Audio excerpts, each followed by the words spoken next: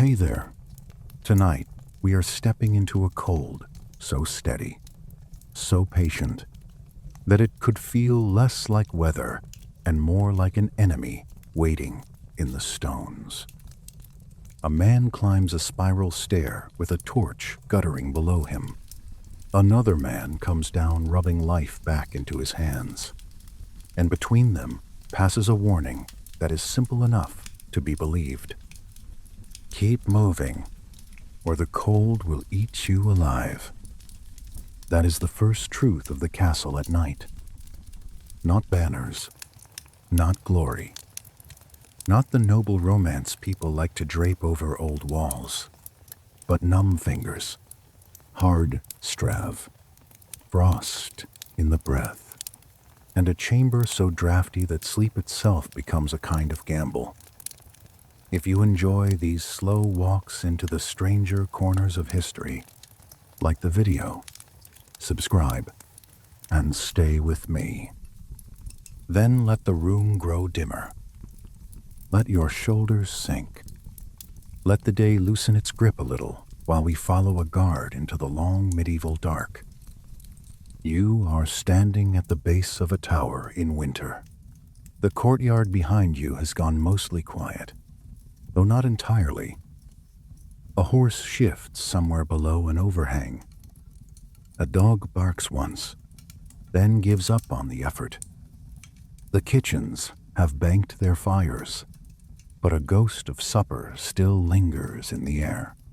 Charred meat, old smoke, stale ale, the sort of heavy smell that clings to stone and wood after a full day of bodies passing through. Above you, the tower stair curves upward so tightly it feels more like the inside of a shell than a staircase. And every step higher carries you farther from whatever little warmth the lower rooms manage to keep. That is one of the first things people tend to forget about castles. We imagine them grand before we imagine them cold. We picture halls, banners, torch, polished armor, all of it arranged in a kind of cinematic confidence. But the guard on the wall does not sleep in a film. He sleeps in a machine built for defense.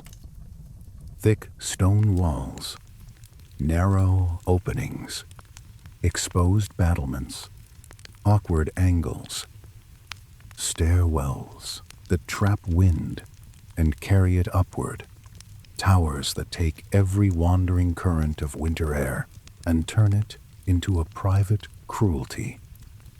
Honestly, I have always found that detail more revealing than all the pageantry. A castle was made to stop arrows and ladders and rams.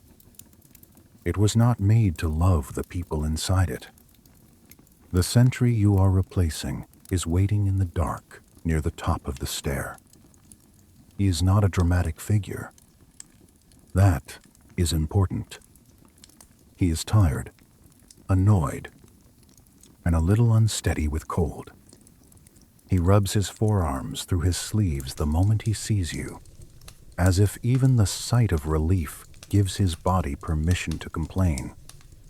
His beard is wet with breath that has frozen and thawed in tiny cycles through the night. He leans close enough for you to smell damp wool, stale sweat, and a trace of smoke caught in his cloak, then mutters the one bit of wisdom he thinks matters most. Keep moving, or the cold will eat you alive. It is a wonderfully medieval sentence, practical, grim, and just a little poetic without meaning to be. You step into his place, and the castle changes around you. Or perhaps you are simply noticing it properly for the first time. The wall walk is not silent. It only seemed silent from below. Up here, the whole fortress breathes. Wind whistles through a slit in the masonry with the thin note of a flute played badly. Chains somewhere near the gatehouse give a slow metal complaint as the drawbridge rigging is checked. Far below, one horse stamps twice, then settles. There is a cough from a chamber under the tower, then stillness again. The dark is not empty. It is inhabited by little proofs of life. And yet the cold has the strongest personality in the room. It is not a sharp theatrical cold that strikes once and leaves a story behind. It is a long cold, a creeping cold, the sort that enters by patience. It begins at the fingers and the ears and the soft bridge where sleeve meets wrist. Then it learns the boots, then the knees. Then it begins pressing through your tunic into the chest and back as if the air itself had decided to become fingers. You stamp once, then twice. Not because anyone taught you a method, but because the body remembers before the mind does. Movement is heat, or at least less surrender. One mainstream historical reality sits underneath all of this. Castles were built for security rather than comfort, and their thermal behavior could be miserable. Thick walls did help moderate heat in the summer, yes. But in winter, those same walls stored dampness and cold with a monk-like dedication. They held it. They exhaled it slowly. A guard leaning his shoulder too long against stone could feel warmth leaving his body as plainly as water soaking into cloth. Modern studies of preserved stone buildings have shown just how stubbornly cool these interiors remained, even with fire below. You do not need a modern engineer to believe it, though. You only need one night in a tower room. At some point, the watch changes again, or perhaps a captain passes below, or perhaps the bells mark another hour. And what matters most is not the exact time, but the body's growing need to stop standing and become small somewhere. This is where the central question begins to emerge. Not in theory, but in bone. How did these men sleep at all?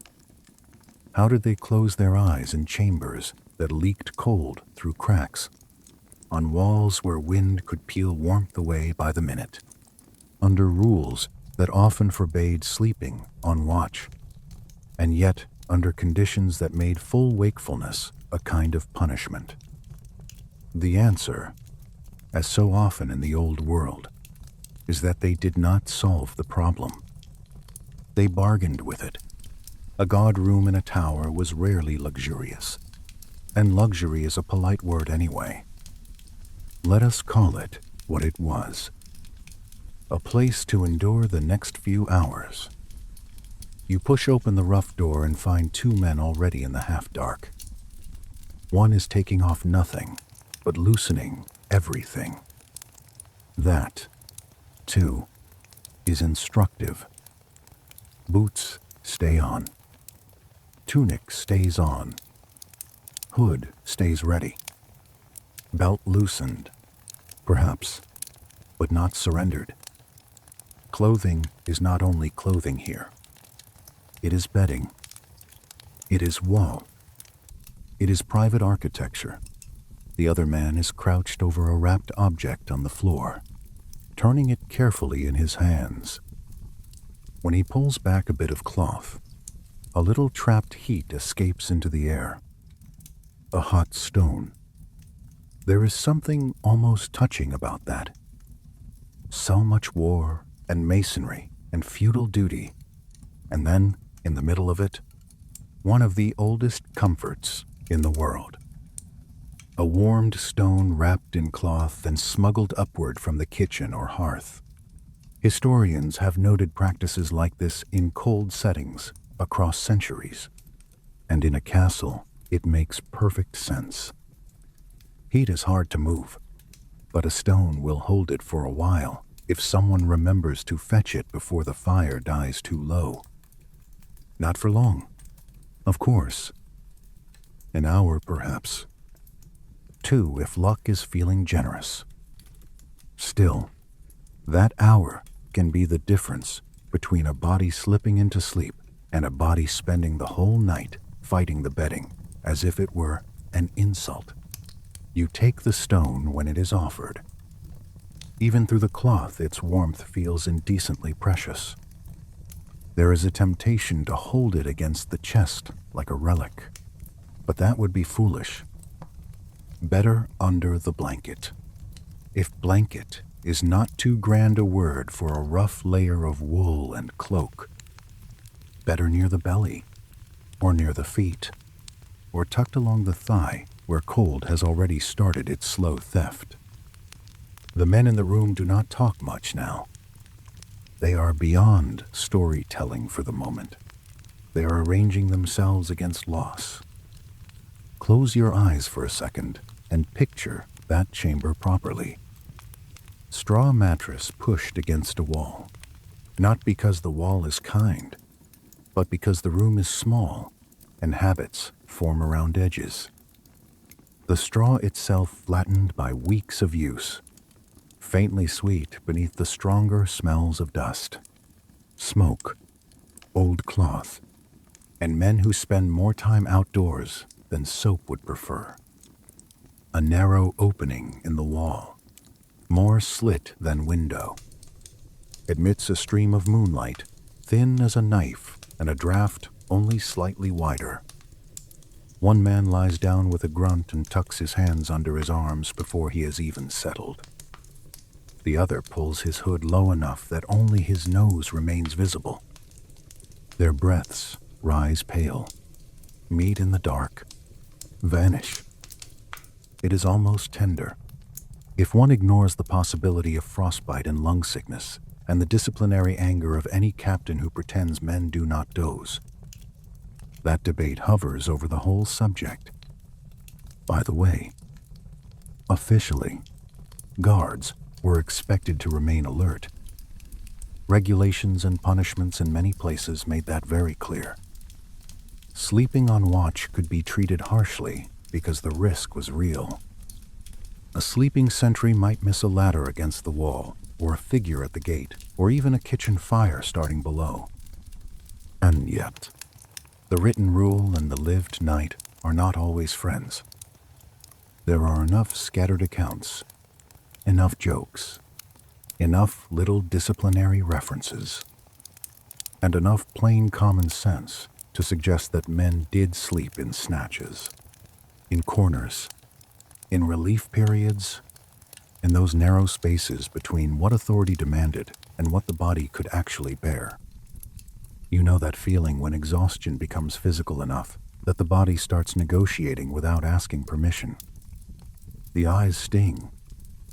The thoughts become slow and slippery. The wall looks almost soft in the dark, which is a lie, but an inviting one. Medieval guards knew that feeling very well. They simply knew it wearing wool. The room itself begins to teach you how sleep worked in such places. Not deep sleep. Not the modern kind where doors seal, windows close, blankets hold, and you forget the architecture around you. This is castle sleep. Light sleep. A hovering sleep. The sort that never entirely lets go of the room. Bells mark the hours. Chains knock once in the distance. A dog outside gives a low, uncertain growl when the wind shifts. A man beside you coughs, then turns, then mutters something that might be a prayer or a complaint. All of it enters the sleep rather than breaking it. That may be the strangest thing for us to understand. Rest here was not separation from the world. It was a thinner form of participation in it. You pull the cloak tighter.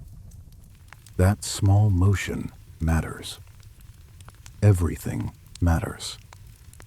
The angle of the shoulder, whether the hood covers the ear fully, Whether the boot has been left laced enough to keep the ankle warm, whether there is straw between your side and the worst of the stone, whether the hot stone still holds a bit of kitchen warmth, whether the other man inches closer in sleep, because pride cools quickly in a tower room and another human being gives off more comfort than any rule book. There are stories, perhaps exaggerated, of men found frozen or nearly so at exposed posts. Some are probably embroidered by time. Medieval people appreciated a good cautionary tale as much as anyone. Still, even embellished stories grow from a seed. Cold nights on towers were dangerous. Not every danger has to be dramatic to be real. A cough that begins in one winter watch can follow a man for months. Numb fingers can become clumsy fingers, and clumsy fingers lose grip on things they ought not lose. A guard who sleeps badly for weeks becomes less a soldier than a collection of instincts held together by habit. That is why the small tricks mattered so much. The hot stone, the boots left on, the hood pulled low, the hands tucked into armpits, the shared mattress edge, the chance, if relief comes soon enough, to curl into a space just warm enough to forget the wall for a few minutes. Sleep did not conquer the castle. It occupied it provisionally. And already, even here in the first chamber of the story, the next enemy is waiting. Not the spectacular enemy, the petty one, the one that does not stab or shout, the draft in the wall, the damp in the masonry, the cold breathed out by stone itself. Because once the first warmth of the hot stone fades, and it always fades, the castle begins asserting its terms again. The walls breathe. The cracks whisper. The room reminds every man in it that comfort is an intrusion, never a right. And that is where the next stretch of the night begins. You wake, if waking is the right word, because in a castle tower, there is rarely one clean border between sleeping and being dragged back into the room by the cold. It happens in layers. First, the hands realize the warmth is gone. Then the knees. Then the back, where the wall, though avoided at first, has somehow come close again through shifting in the dark. Then there is the draft. The same draft as before, but meaner now, because the body had briefly forgotten it. The hot stone under the bedding has surrendered its last useful heat and lies there like a smooth accusation. This is how the castle takes back the night, not with a shout, but with a patient little theft.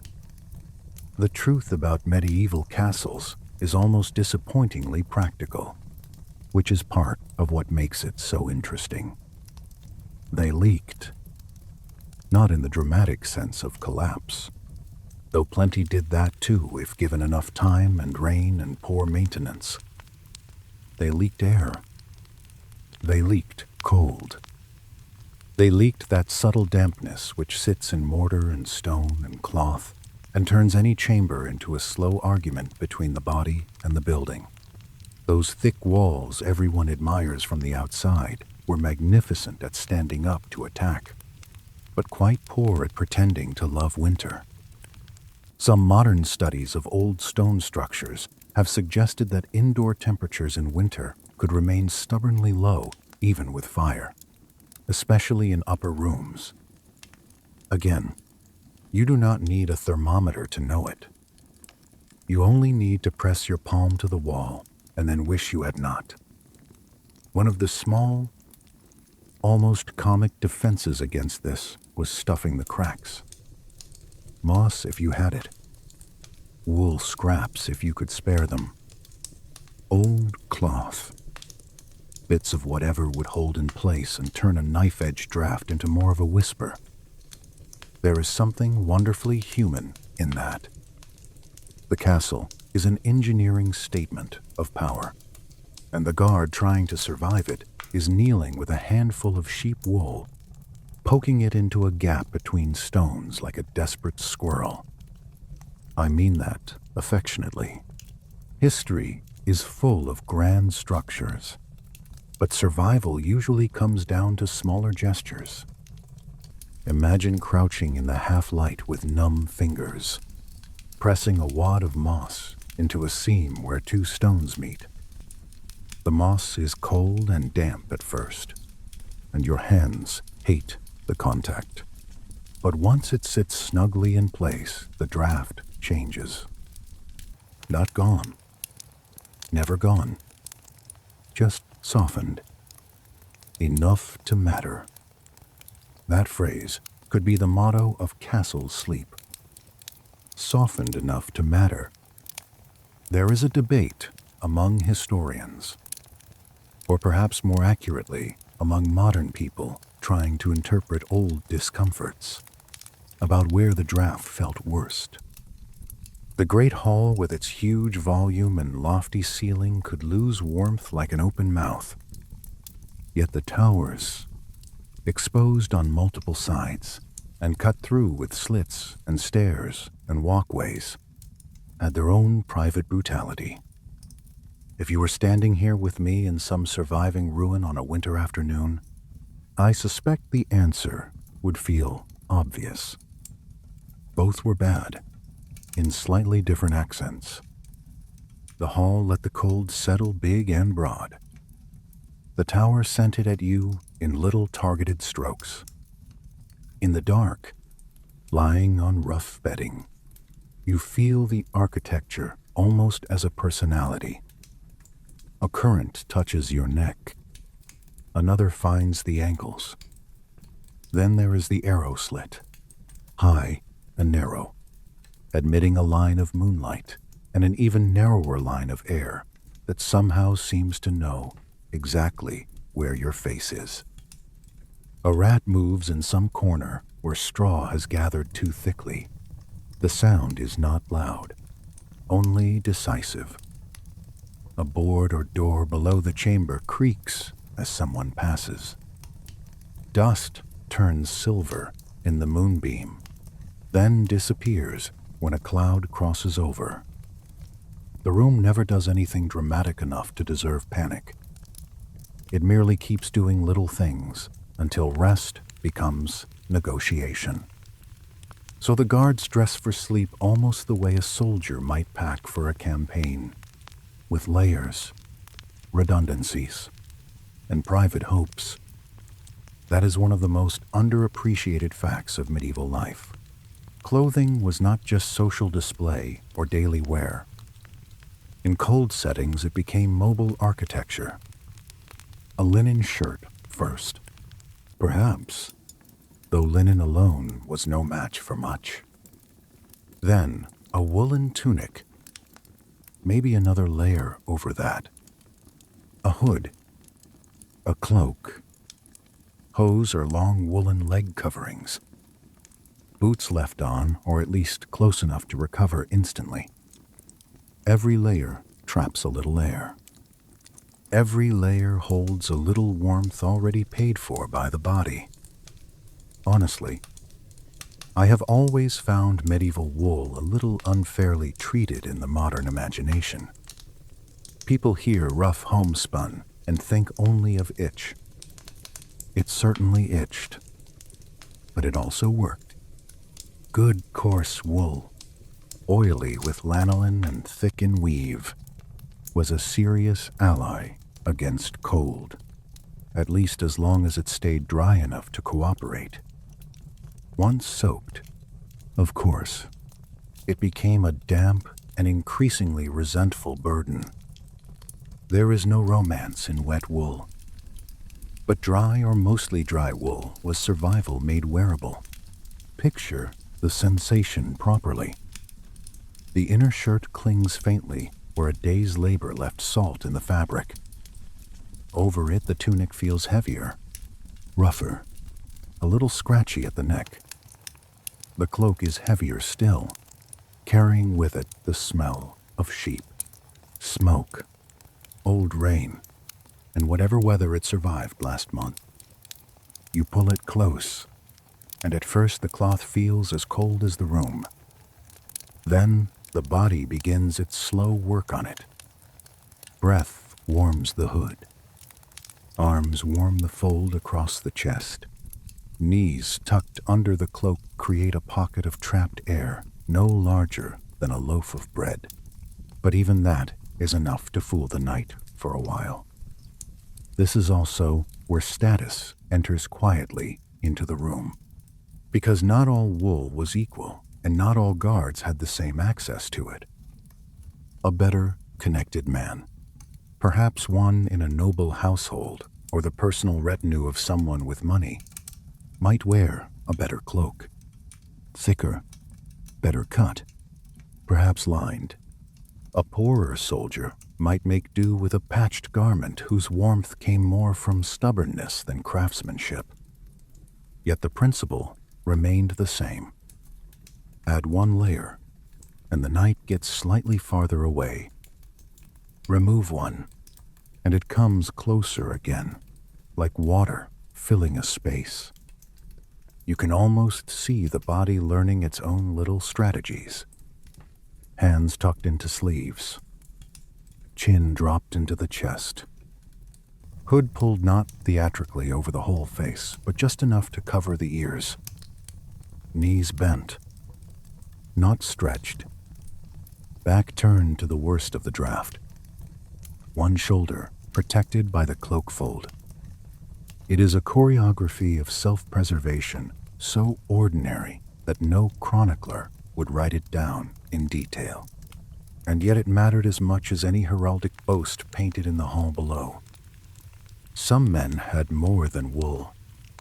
Four, or at least scraps of hide. This is where survival and status blur in a way the Middle Ages particularly enjoyed. A fur-lined cloak looked impressive. Certainly, it also kept a man from freezing. Sometimes the pelt was fine. Fox, perhaps. Or something better if rank and luck had smiled together. More often it was practical.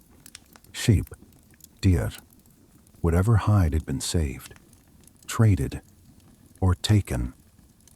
There are accounts suggesting that some soldiers used fresh or poorly cured skins when need pressed hard enough, which is not elegant, but elegance rarely wins arguments with winter. Imagine lying under a sheepskin in a tower room, the leather side outward, stiff and cool, the wool side inward, dense, faintly greasy, smelling of barn and lanolin and smoke. Your fingers trace the uneven texture in the dark. Some parts softer, some rougher, one patch still slightly stiff where the hide was imperfectly worked. None of it matters much once the warmth begins to collect.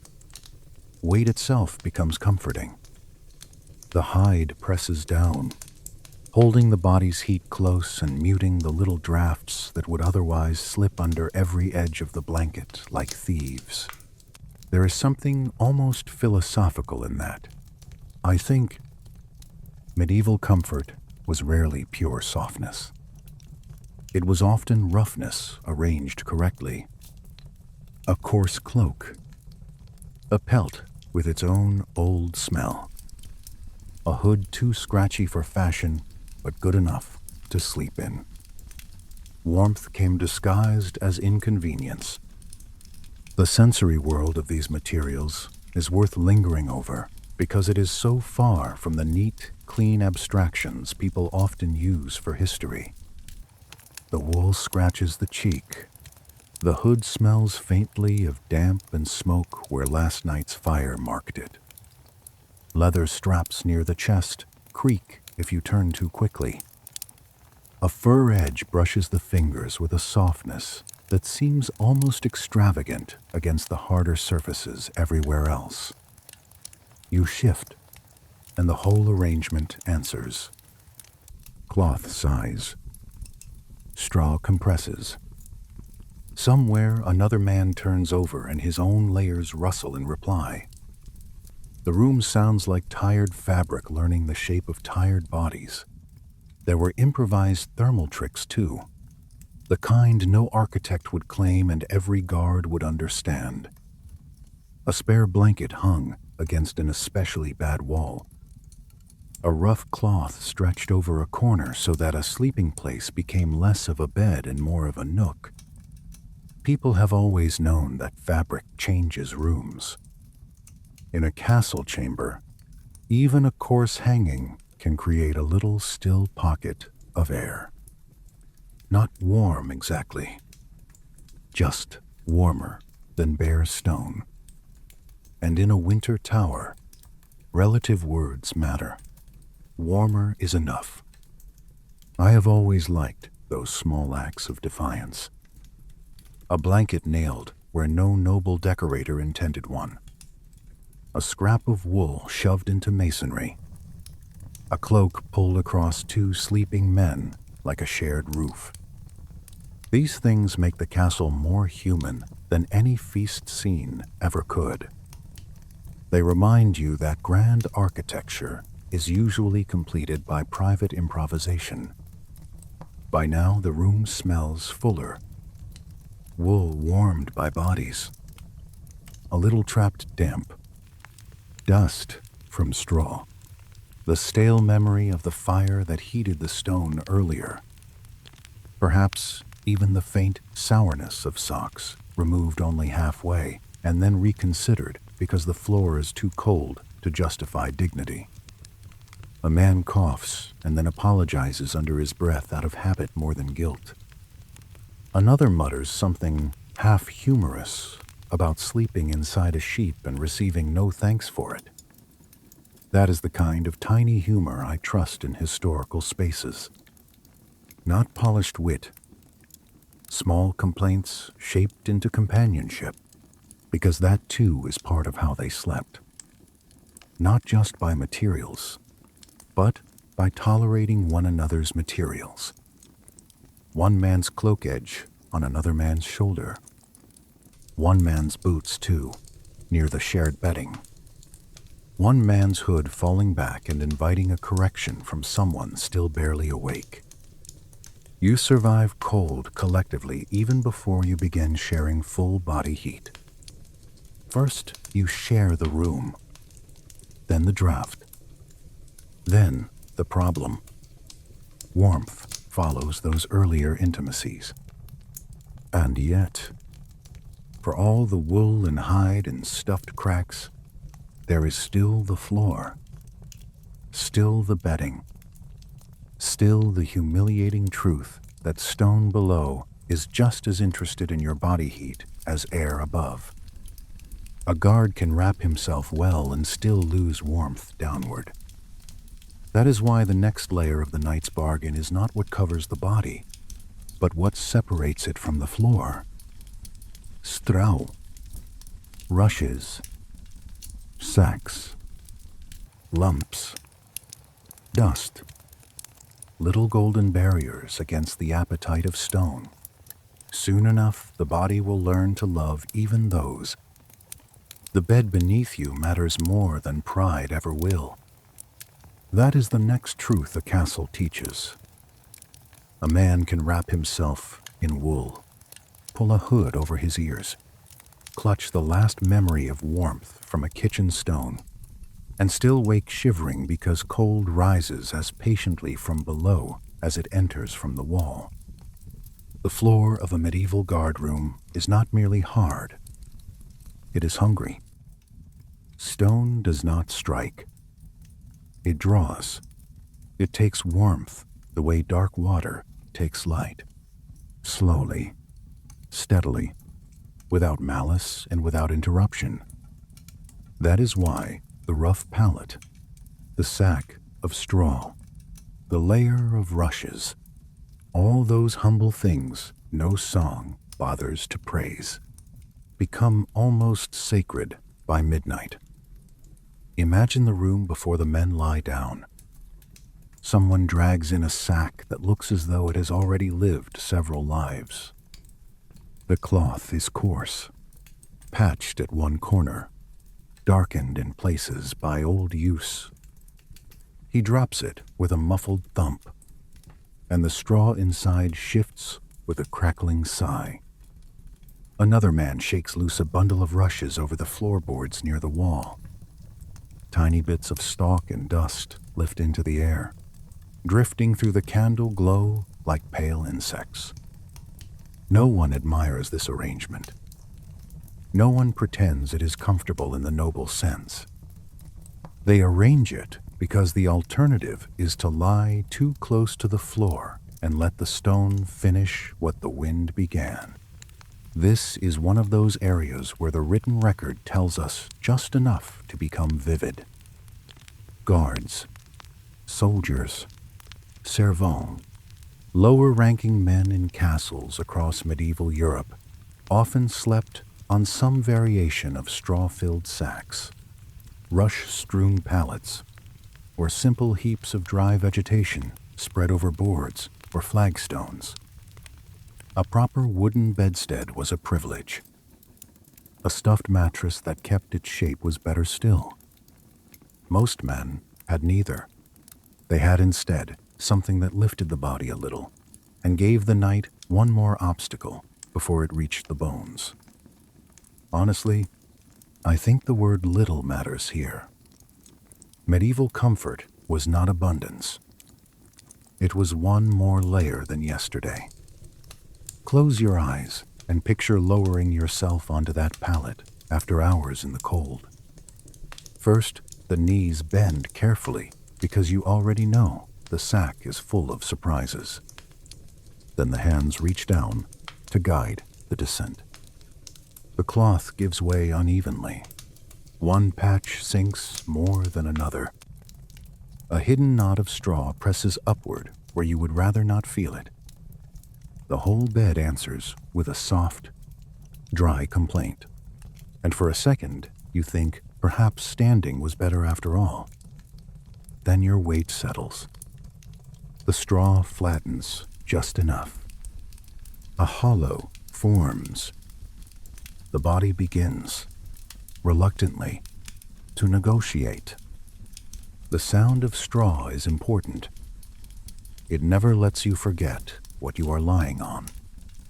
Every turn produces a faint crackle, a whisper of stalks shifting against one another. If your ear rests too close to the pallet, you hear it intimately, like a private weather system under your skull. There is dust, too. Always dust. The kind that dries the throat and clings to the inside of the nose. It smells of field and storage loft, an old summer preserved badly against winter.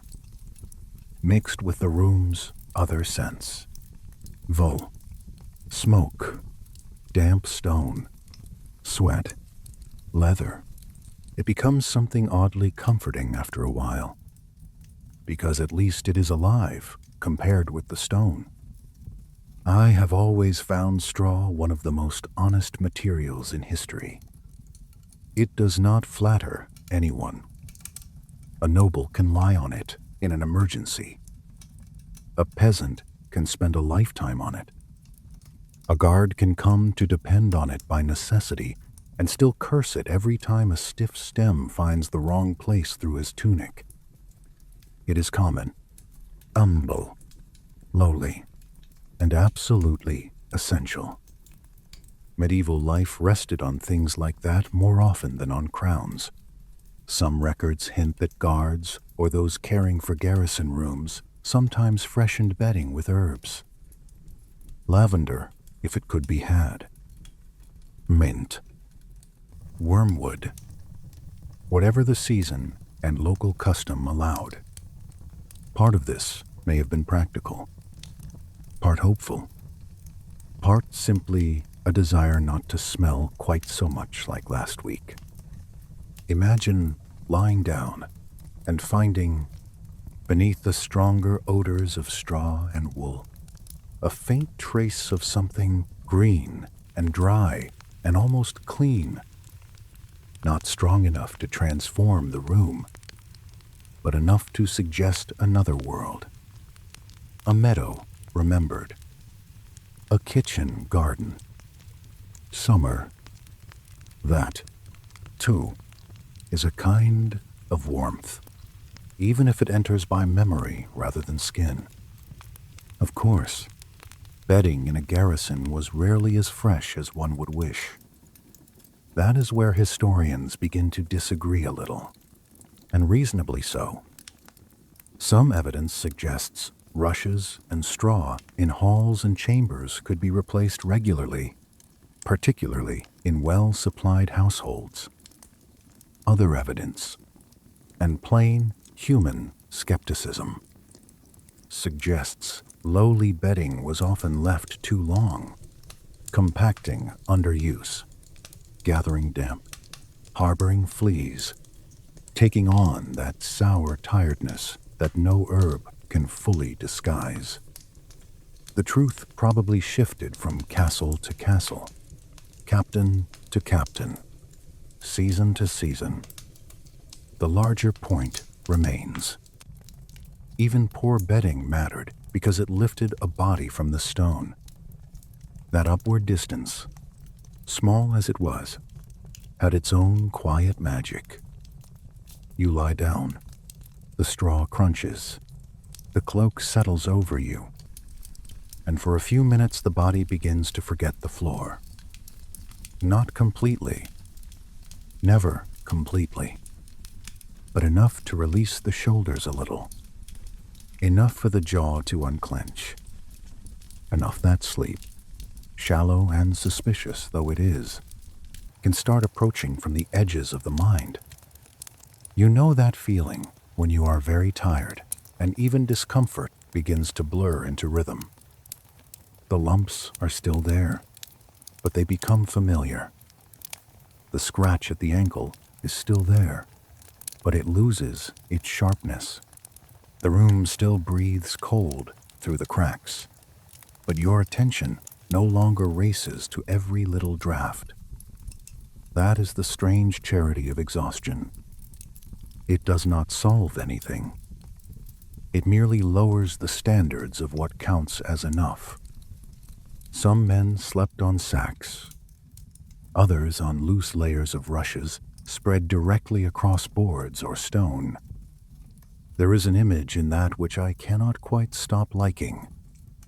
A medieval guard lying on a bed that sounds half like a stable and half like a field, using a cloak for blanket, boots for insurance, and prayer, perhaps as the final fastening at the edge of the night. History becomes less intimidating when you picture that. More intimate, more damp, more human. The room around the pallet continues its little life. Another man turns over, and his own straw answers him from the far side of the chamber. Someone coughs into a sleeve. Somewhere outside the tower, a dog barks and then thinks better of it. The wind does not stop, but it changes key, catching a new angle through the slit window. Dust wanders through the moonlight and disappears. Beneath all this, the bed holds. Unevenly, imperfectly, but it holds. There is symbolism here too, whether the sleepers would have paused to name it or not. Straw belongs to the lower world, the world of barns, stable, peasant houses, manga stories, field labor, half-remembered harvests, and lives lived close to necessity. For a guard sleeping in a lord's castle, straw is a reminder of station as much as a source of insulation. You are not the one in the feather bed behind a door hung with cloth. You are the one keeping watch, half forgotten in the machinery of defense, sleeping on what can be shaken from a field and stuffed into a sack. Yet that same straw is also what keeps your heat from pouring away into stone. Humility becomes a form of survival. There are even stories of bedding treated almost ceremonially after times of crisis. Old straw thrown out after siege. Rushes cast away because they had soaked up bad luck, fear, sickness, or too many nights of men thinking about death. Was this superstition? Was it cleanliness? Was it the simplest possible method of ridding a room of lice, despair, and memory all at once? Perhaps all three. Medieval people were very good at making practical acts feel slightly sacred, and sacred acts useful. Imagine the morning after such a decision. A pallet dragged to the narrow opening, straw scattered out into the wind below, falling in pale little arcs to the yard or ditch, carrying with it the smells and shapes of too many hard nights. For one moment, the room looks almost fresh, emptier than before, hopeful, even. Then someone begins again. New straw, new sack, new arrangement against the old cold. There is something deeply moving in that repetition. Human beings starting over with humble materials, because starting over is part of staying alive. And the body, after all its resistance, does eventually come to rest. The shoulder finds a bearable hollow. The knees tuck. The cloak becomes heavier and kinder as trapped warmth builds beneath it. Your ear hears the tiny hiss of straw each time you breathe. Dust settles in your hair. A single stiff stalk presses at the hip like an accusation from the agricultural world. Yet still, you drift. Not because the bed is good, but because the body has judged it sufficient. One curious comfort of rough bedding is that it can make the imagination kinder. The mind, half asleep, hears the straw and thinks of other places. Summer fields, dry grass and sunlight. A barn loft climbed in youth. Hay under animal warmth rather than tower cold. Medieval people moved between such places far more naturally than we do. The materials of labor and the materials of sleep were often cousins. That may be why the smell of straw, however tired, could sometimes calm a man more effectively than a rich room would have done. It reminded him that the world outside the castle still existed. But a pallet, however honestly useful, is only part of the answer.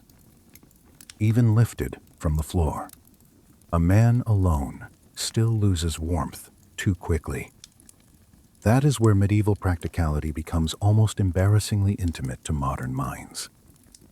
Because if straw lifts you from the stone, another body does something even better. It turns the bed from a lonely defense into a shared little furnace. Pride, as the night deepens, becomes less and less convincing. Warmth is warmth. That is the law that rules the next chamber of the story. By the time the room has settled, by the time the last shifting body has found a position and the last muttered complaint has been swallowed by drowsiness, the men are no longer really separate islands on separate pallets. They are edging toward one another. A shoulder here, a knee there, a cloak overlap. The beginning of shared breath, the beginning of the simplest defense winter ever taught. Lie close, or wake colder. Warmth becomes more personal now. Not symbolic, not architectural, not even particularly dignified. Personal. That is the word for what comes next in a medieval guard room. Once the straw has done what it can, once the cloaks have been tightened, once the cracks in the wall have been stuffed, and the cold still finds its way in. At that point, the body begins to admit something very old and very practical. Another human being radiates heat better than any blanket hung in a doorway. That truth is not elegant, but it is dependable. And in a tower room in winter, dependability is more attractive than elegance ever was. Communal sleep was ordinary in the medieval world, long before guards made it a strategy against frost. Families slept together. Servants slept together. Travelers on the road shared space and bedding if they hoped to wake with feelings still in their extremities. Privacy, in the modern sense, was a luxury and sometimes an inconvenience. A guard room merely sharpened a broader custom into something sharper and colder. Men slept close because there was room for closeness, because bedding was limited, because heat mattered, because no one wanted to wake alone and rigid on the edge of a room that had spent the night drawing warmth away. Picture the chamber again, but now full. More breath, more wool, more little sounds. Two men on one straw pallet because one is wider than the others, or because it is nearer the least offensive corner of the room. Another pair sharing a heavy cloak large enough for both if neither sleeps too proudly. Someone grumbles that a boot is too near his face. Someone else mutters back that frozen toes have no manners. It is the sort of humor people invent only when comfort has already left the room, and everyone knows it. There are references in scattered accounts to oversized cloaks or wraps used almost like shared sleeping sacks. Whether these were standardized things or simply practical improvisations mattered less than the principle. If one piece of heavy wool can cover two bodies, then two bodies can heat one enclosed pocket of air much more efficiently than one body heating it alone. Medieval people did not need modern thermodynamics to understand this. They only needed one bad night and one better night beside another man. Imagine the first awkward moments of settling. One man lies down stiffly, determined not to acknowledge how much he hopes the other will move closer. The other takes a while to arrange his knees, his belt, the edge of the cloak, perhaps even a muttered prayer to maintain some sense of order. Then, little by little, the gap closes. Shoulders touch first, lightly, then a hip or a knee. Then the blanket edge is tugged down over both of them, and the small inner weather of the shared space begins to change. The air under the cloak stops feeling like the room. It begins feeling inhabited. I have always thought that medieval history becomes much more believable once you allow for the awkward tenderness of practical life. Men sharing warmth in a tower room are not living inside a grand historical narrative in that moment.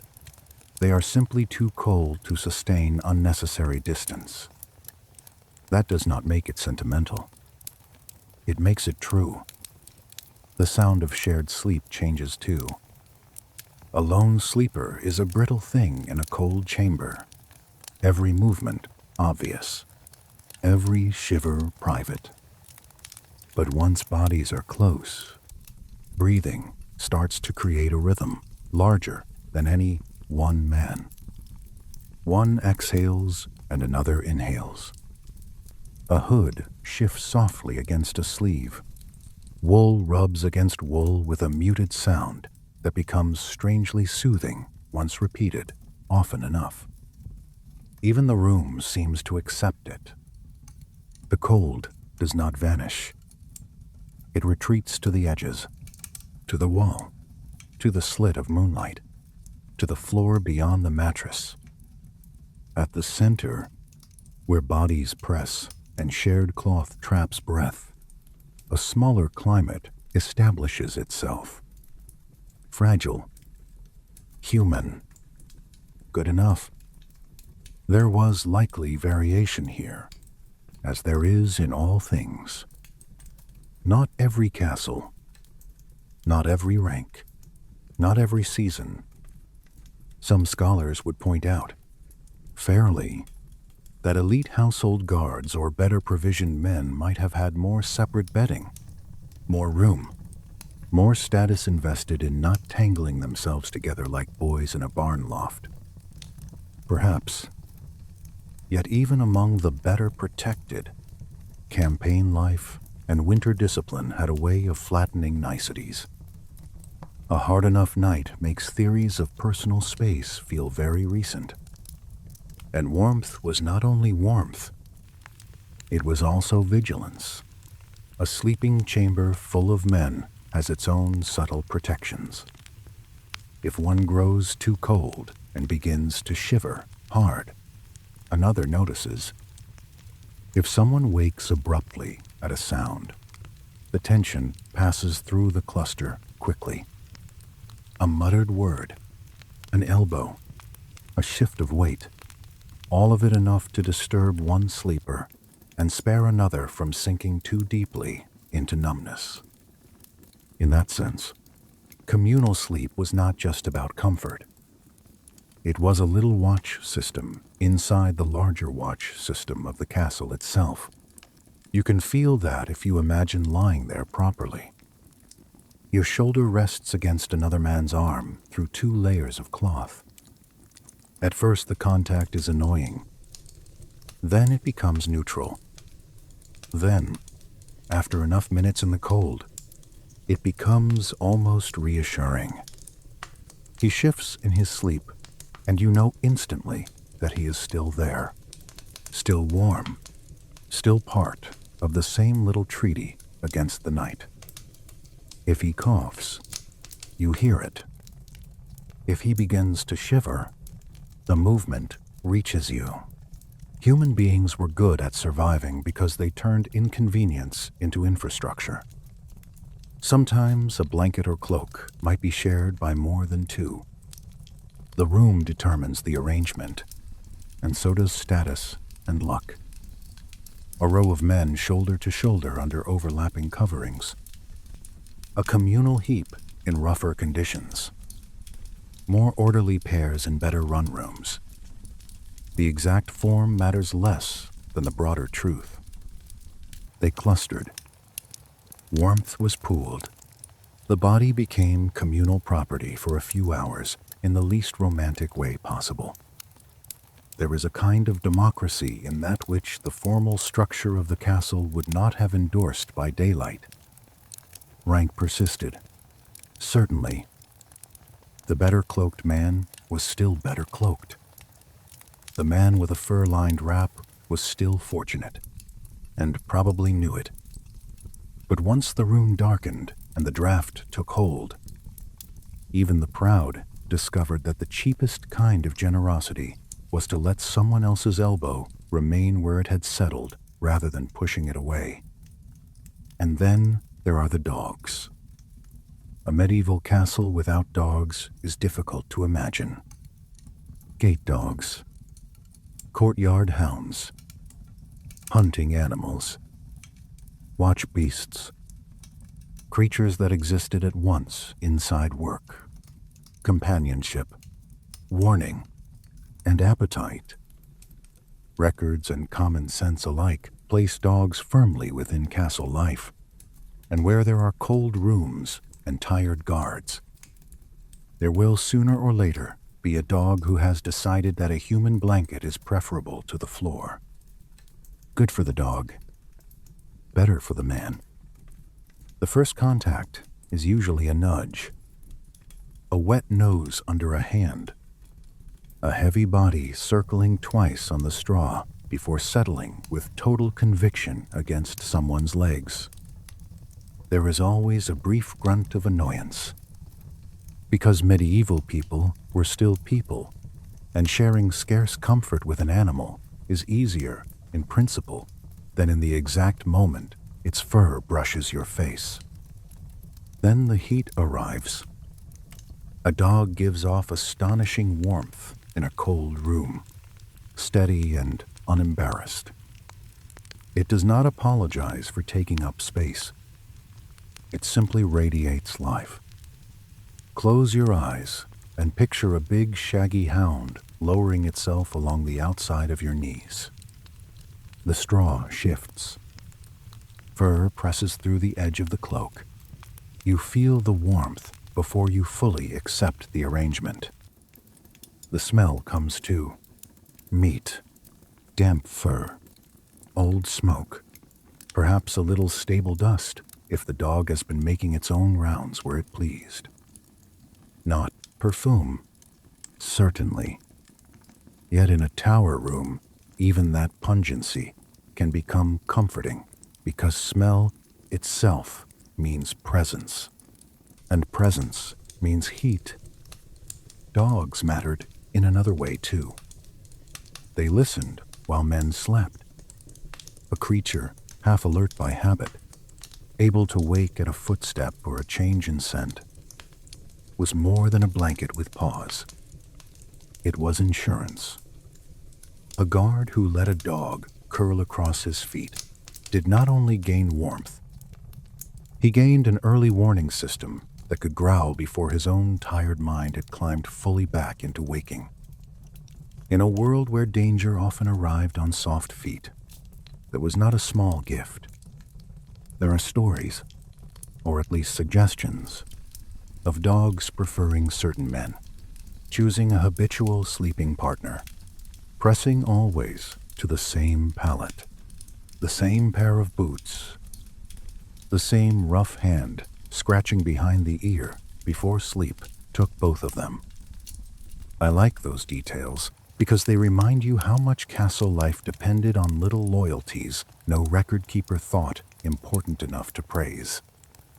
And if dogs offered warmth at floor level, larger animals offered it by architecture. One of the cleverer, earthier, less romantic advantages of a castle was that not every human slept entirely apart from beasts. In some places, rooms stood over stables, near stalls, beside store areas thick with hay and the heat of animal bodies. Medieval builders were not fools. They understood that horses and other beasts generated warmth in astonishing quantity. Even if the arrangement was not always planned for comfort in some enlightened sense, the effect would have been obvious. A room above animals was a gentler room. Imagine climbing down from a wall post and into a chamber above stables on a bitter night. The air changes before the eye notices anything. It is still cold, yes, but not with the same cutting emptiness as an upper tower. There is humidity here, a heavier warmth. The smell reaches first. High, manure, animal breath, leather tack, that whole living stable fug, which to modern noses might seem harsh, but to a tired guard would have smelled like reprieve. Below the floorboards, horses shift, stamp, breathe, nose through hay. Their heat rises slowly through cracks and timber, taking the edge off the room above. I have always found that one of the most beautiful, ordinary facts in pre-modern life, human beings stealing a little warmth from the proximity of animals and not being too proud to be grateful for it. The sensory world of such a room is different from the tower. The floor feels less vicious underfoot. The air carries moisture and smell, but it does not stab as sharply. The soundscape changes too.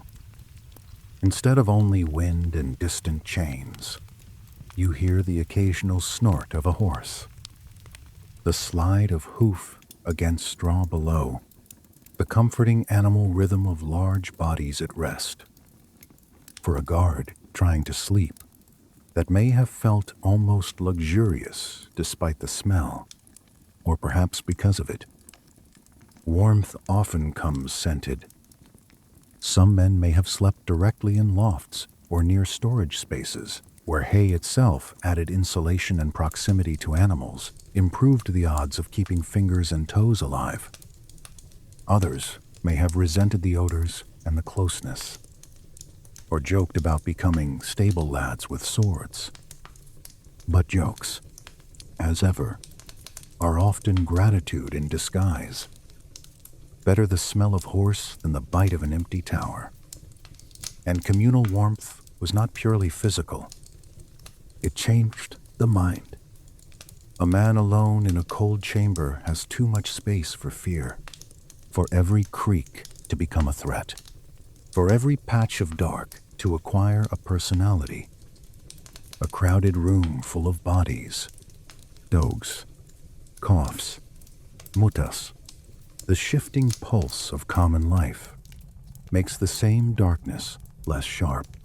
It is harder for dread to gather shape when a hound is snoring against your shin and another guard has just complained in his sleep about someone stealing the blanket edge. You know that feeling when discomfort becomes bearable only because others are enduring it at the same time. Not improved exactly, just shared. Medieval guards knew that feeling intimately. It sat under their watches and in their bedding. It made nights survivable and years memorable. Men who had pressed shoulders together against winter on bad straw were likely to trust one another more by daylight, or at least to understand one another's complaints without much explanation. That does not mean every room was tender and full of fellowship. Of course not. There were quarrels, smells, snores, lice, accidental elbows to the face, a dog that chose the wrong place to settle, a man who stole too much blanket in his sleep and denied it in the morning. Yet even those irritations belong to the larger truth. Warmth was not tidy. It was negotiated among bodies. And when bodies were not enough, fire waited in the next chamber of the story. Not the great ceremonial blaze of a noble hall, perhaps, though that existed too, but the smaller, stubborn fires men dragged upward in braziers or guarded in wall hearths as though each ember were a tiny rebellion against the stone. For now, though, the room breathes as one. Men, cloaks, straff, fur, dog, maybe even the warmth from animals below. A whole little ecology of survival held together through one more hour of dark. Sleep comes deeper here, not deep by modern standards, but deeper than before. The body trusts shared warmth more than lonely layering. Breath slows. The room's sounds soften into pattern. Outside, the wind continues its long complaint around the tower. Inside, the night has been narrowed by closeness into something almost habitable. And that, in a medieval castle, was no small victory at all. By the time the room has learned the shape of sleeping bodies, another truth begins to matter just as much as straw and shared breath. Heat is never content to stay in one place for long.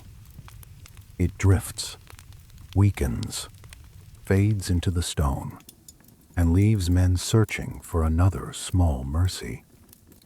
In a medieval castle, that mercy was often fire, but not always the noble, roaring, kind people picture in paintings. More often, it was smaller than that, harsher, riskier, and a little pathetic in the most human way. A bowl of coals, a bucket with embers, a brazier glowing in the corner like a stubborn red eye refusing to close. There is something almost comic about how powerful a little fire can feel in a very cold room. You come in from the wall, walk with your face raw from wind, and your hands so stiff that even the act of unfastening a cloak becomes an insult. Then you see a few coals in an iron pan, and suddenly the room seems civilized again. Not warm, exactly. That would be far too generous a word. But possible, bearable. A place where sleep might stop feeling like a punishment and begin feeling like an agreement. Castle inventories and household records tell us that portable heat sources existed and were used in many places. Iron braziers, coal pans, simple vessels filled with embers or hot ash, all of them easy enough to move compared with the great stubborn weight of a fixed hearth. That portability mattered. A guardroom high in a tower might be too far from the main hall to borrow comfort naturally. Warmth had to be carried up, often by someone already tired, often with more care than dignity. Imagine climbing a spiral stair with both hands around an iron pan, trying not to spill a single ember because each one is worth more to you than good manners. The chamber receives the brazier almost like a guest of rank. Men shift toward it instinctively. Boots are angled toward its glow. Hands hover above it. Not too close at first, because frozen fingers often fear returning heat nearly as much as they crave it. The iron smells hot in that very particular metallic way, dry and sharp at once. Smoke, faint but unavoidable, climbs into the room in a thin, dark ribbon, adding itself to the old scent of wool and straw and damp mortar. One coal cracks softly, then another, and for a few minutes no one needs to talk. I have always thought that silence around a small fire tells you more about hardship than any complaint can. A comfortable person narrates constantly. A cold person near real warmth often does not bother. Of course, a brazier is not a miracle. That is part of what makes it so believable. Its warmth is intensely local. Facehut, knees still cold, hands thawing, back still resenting the room.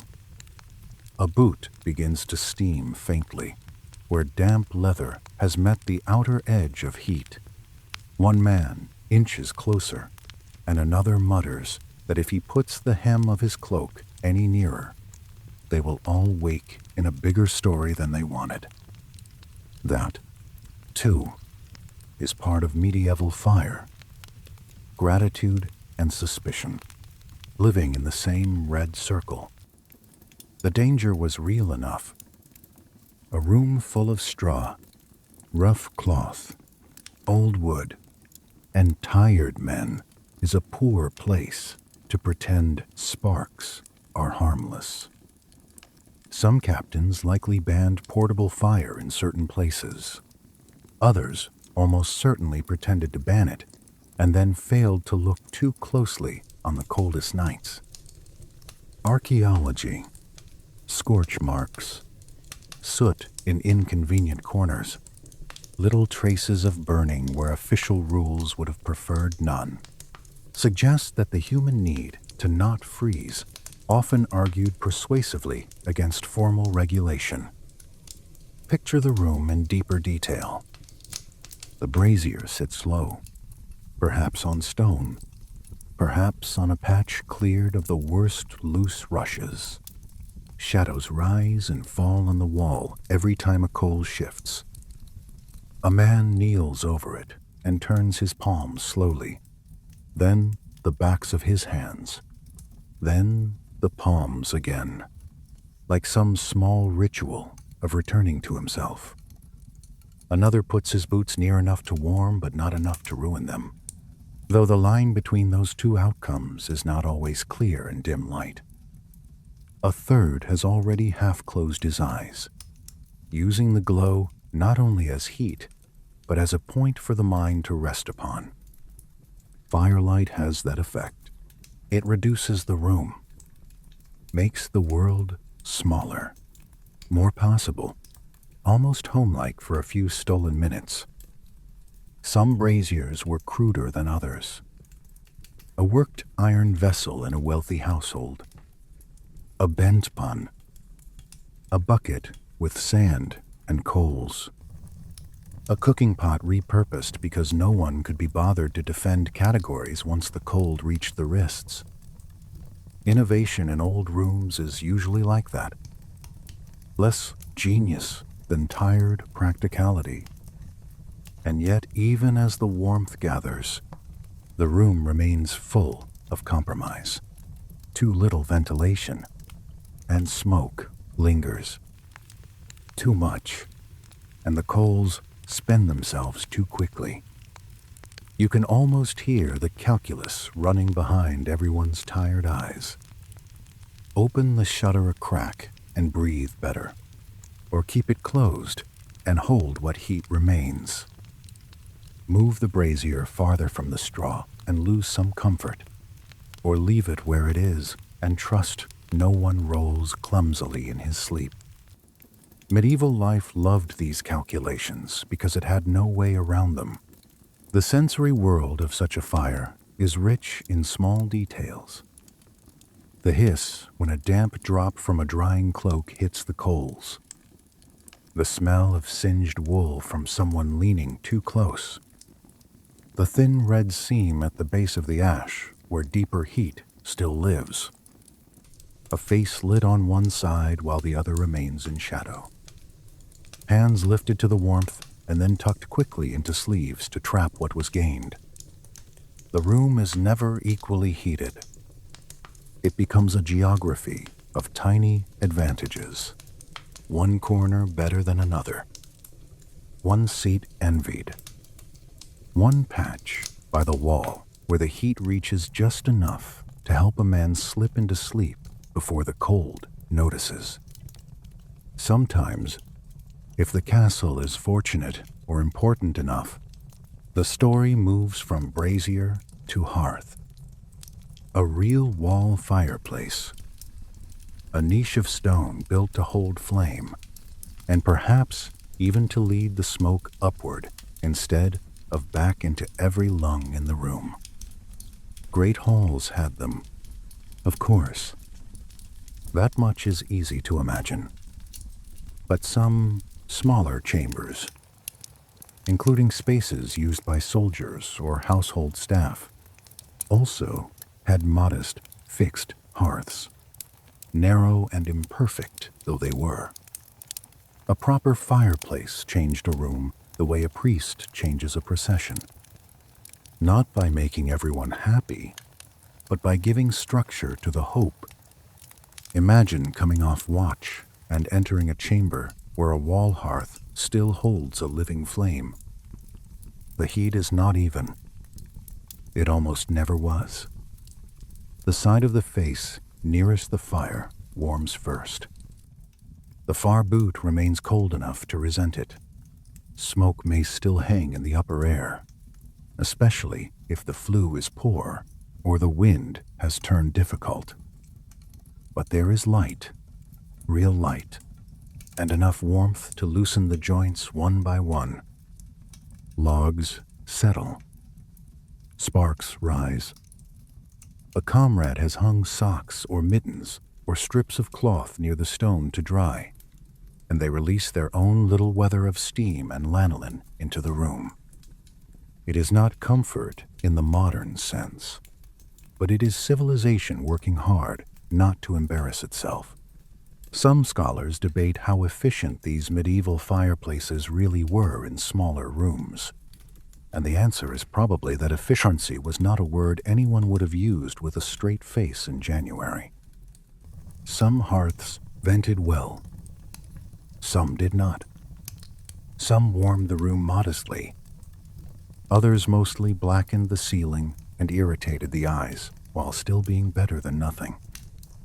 Again, that phrase, better than nothing. It may be the truest historical measurement of all. One curious feature of fire in castle life is how quickly it becomes social. A brazier or hearth does not merely warm the body. It gathers people into arrangement. Men who might have spread themselves out in a larger room pull in close. Stories begin. Complaints become jokes. A bit of bread appears from somewhere. Someone turns a mug in his hands near the heat.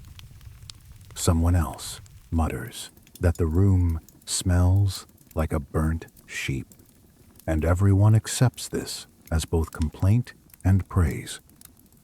Around fire, even poor fire, the night acquires edges that can be managed.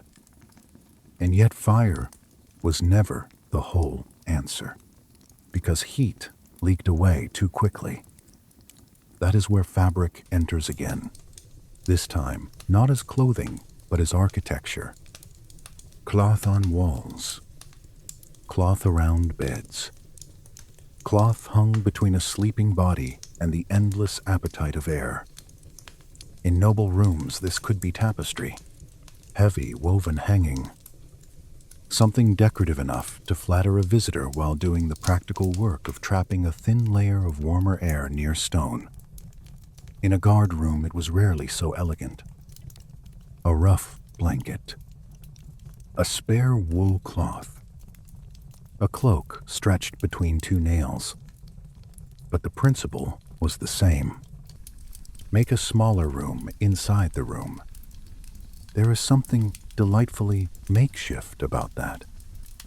A medieval soldier building private weather with a blanket and 2 pieces of string. Yet it worked, at least a little, and a little was all anyone asked. Fabric changes a draft, softens it, slows it, gives your breath a chance to remain near you for a few extra heartbeats before the room steals it. If you have ever tucked a blanket around yourself and felt the air beneath it become different from the air outside it, you already understand the whole principle. Bed curtains belong here too, even if guards rarely enjoyed them in the luxurious form known to nobles. Enclosed sleeping spaces, however humble, create a pocket where heat accumulates. Imagine not a grand carved bed draped in velvet, but a rough frame or corner pallet partly shielded by blankets hung from pegs. 2 men slide into that shadowed little compartment, pull the cloth down as far as it will go, and immediately the room changes. The air smells stronger. Yes, breath and wool and human fatigue made more intimate, but it also feels safer. The draft outside becomes a murmur. The wall still radiates chill, but less directly. The whole chamber is reduced to a private tent of survival. You know that feeling when a blanket over the head suddenly makes the world smaller and kinder, even if the objective conditions have not improved by much? Medieval people knew that feeling intimately. A curtain is not only cloth, it is psychological architecture. It says, here begins an inside. The sensory details of such a sleeping nook are worth dwelling in. Your fingers brush the hanging cloth above you and feel its rough weave. Heavy with old smoke and use. The curtain shifts slightly each time someone on the other side turns over. Condensed breath makes the air under it warmer and thicker. The outside wind still presses at the edges, but it no longer has the whole room to run through. The dark becomes gentler. The sound of the castle, chains, dogs, distant footsteps, wind at the slit window, arrives softened, like the world heard through folded wool. Sometimes those hangings were improvised from whatever was at hand. Spare cloaks, a blanket too worn for honorable display but still dense enough to matter. Old garments pegged together into a crude barrier. The ancient art of making one bad room slightly less bad. I admire that deeply. Most of human survival is not brilliance. It is rearrangement. One can imagine, too, the minor rituals attached to these little cloth shelters. A man tugging the edge down before sleep with the same care another man might devote to bolting a door. A muttered joke about sleeping like a noble because there is now a curtain between him and his misery. Someone warning not to kick too hard, or the whole contraption will come down and take the night's fragile warmth with it. History becomes lovable in moments like that. Still, the room never lets anyone forget the larger terms of the bargain. Fabric can collect soot. Fire can die. Curtains can trap stale air and smell sharply of damp wool by morning. A brazier can go out. A spark can leap where it should not. The warmth is always conditional. Borrowed. Temporarily arranged against a building fundamentally indifferent to human comfort. And perhaps that is why the next defense matters so much. Because when cloth has done what it can, and fire has fallen lower, and the room has begun its long, slow cooling once again, a man still has one source of heat left that no draft can entirely touch: his own body. And the fuel for that body: Ali, miad, porridge, bread, fat, hot broth. The interior fire that medieval people trusted almost as much as the one in the brazier. Soon enough, the story must move there, inward, to the belly, to the false warmth of drink and the deeper, steadier warmth of food. To all the small ways a guard tried to go to sleep with enough substance inside him that the castle would have to work harder to steal the rest. The body, like the castle, has its own economy of heat. That may be the simplest way to enter the next part of the night. A man wrapped well enough, hidden from the worst drafts, close to a brazier that has not entirely given up, still feels the difference between lying down hungry and lying down fed. Medieval people understood this in the plain, honest way of those who have no choice but to notice. A full stomach is warmer than an empty one. A cup of hot drink changes the night, even if only in the mind at first. Bread, fat, broth, ale, porridge, onion. All of it belongs to the sleeping story just as much as blankets do. There is a temptation, especially in modern retellings, to separate food from sleep as though one belonged to the table and the other to the bed. A castle guard would likely have found that a very strange distinction. The meal before lying down was part of the bedding. The drink in hand near the last glow of the fire was part of the blanket. The body needed fuel to make heat. And heat was the only thing standing between a man and a very long, miserable darkness. Castle records and common sense both tell us that guards lived close to ale. Not always strong ale, not always fine ale, certainly not always pleasant ale, but drink was part of the daily fabric of life. safer than foul water much of the time, caloric, in a world that counted calories without naming them, and socially useful besides. A cup in the hand after watch did more than wet the mouth. It marked transition. You are no longer on the wall. You are among the living again. Sit, breathe, drink. Begin the work of becoming warm enough to sleep. Imagine the mug itself. Wooden, perhaps, worn smooth at the rim by many mouths.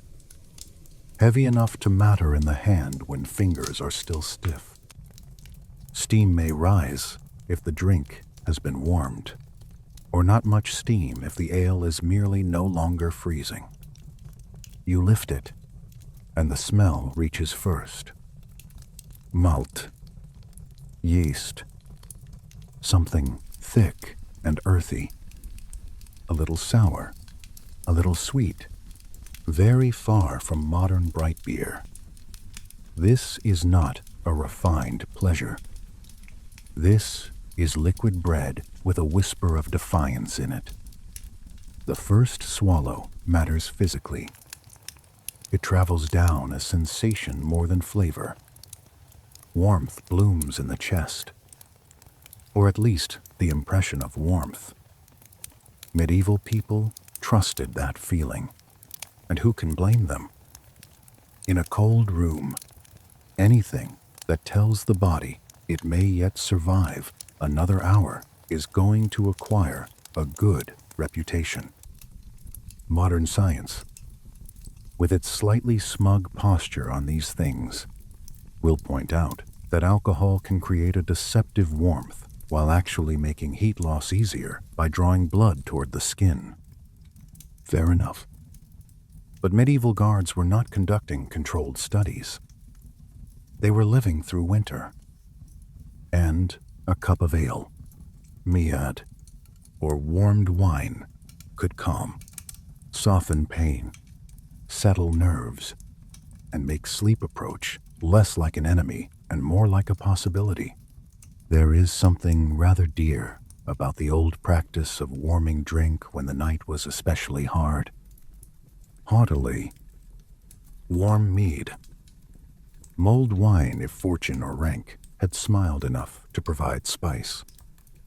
Imagine the chamber with that smell in it. Honey rising from the cup. A hint of clove, perhaps, or cinnamon if some wealthy household had been generous and the guards benefited from the leftovers. One man cups both hands around the vessel before drinking, absorbing as much warmth through the fingers as through the mouth. Another drinks too quickly and coughs when the heat hits the throat. Someone jokes that the drink is hotter than the room has been in a week. Another says that for the price of the cup, it ought to sing him to sleep as well. Small humor, again. The kind that keeps a chamber human. I have always thought that hot drink and medieval cold belonged together in the imagination for good reason. Not because it solved anything fully, but because it gave the body a believable little lie.